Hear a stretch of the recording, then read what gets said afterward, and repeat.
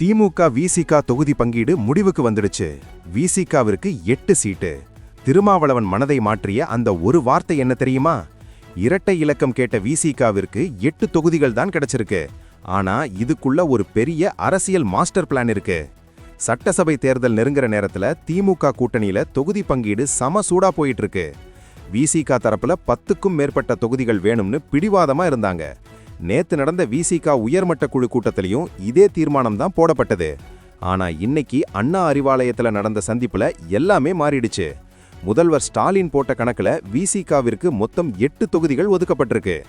இதுல ஒரு ஸ்பெஷல் என்னன்னா 6 தனி தொகுதிகளோடு 2 பொது தொகுதிகளும் விசிகவிற்கு கிடைச்சிருக்கு.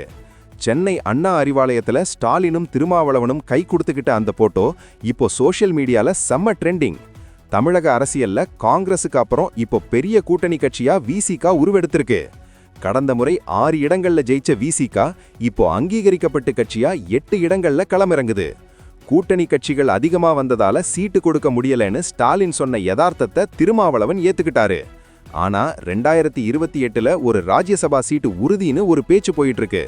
அதுதான் இந்த டீலோட ரகசியமோ.